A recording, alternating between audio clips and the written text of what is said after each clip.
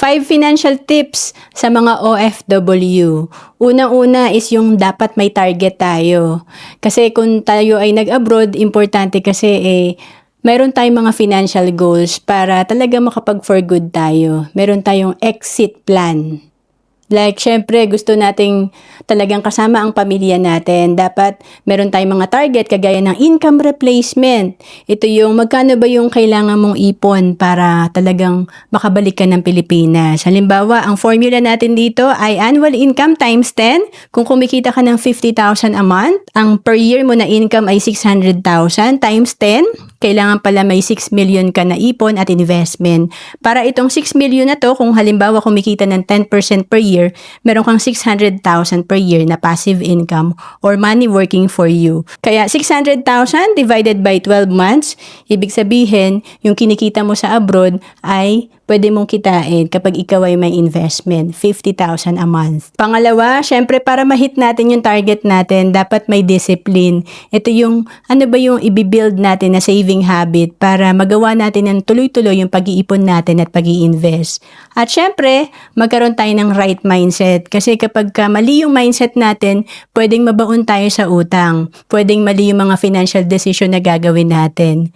And, pang-apat, business. Para mas mabilis nating ma-hit ang ating mga savings na target at ang ating mga financial goal, importante may additional cash flow tayo at magagawa natin to kung may business tayo.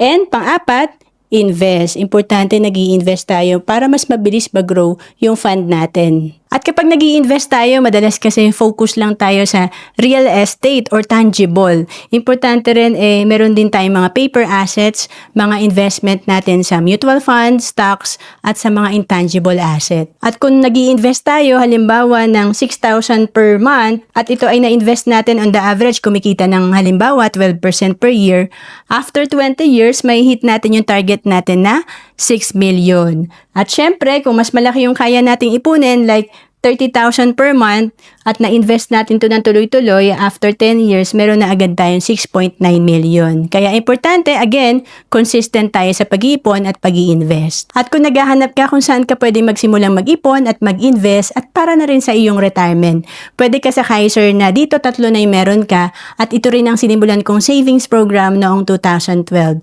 Dito meron kang healthcare, life insurance at investment. Ito ay 7 years to pay lang, 20 years ang maturity. At dahil nga OFW ka, pwedeng-pwede ka dito kahit nasa abroad ka, we have online application. To know more about Kaiser, message mo lang ako sa Facebook, Roan Celis Capistrano, or email me at roan.capistrano@gmail.com.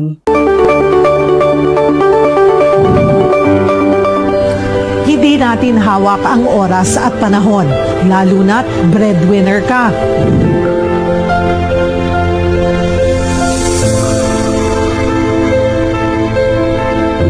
Paano kung magkasakit? Paano kung agad tayong kunin ni Lord? O kaya naman, tumanda na walang ipon? Mga tanong na kailangan ng kasagutan at dapat paghandaan. Bilang breadwinner o inaasahan ng pamilya, dapat may Kaiser ka.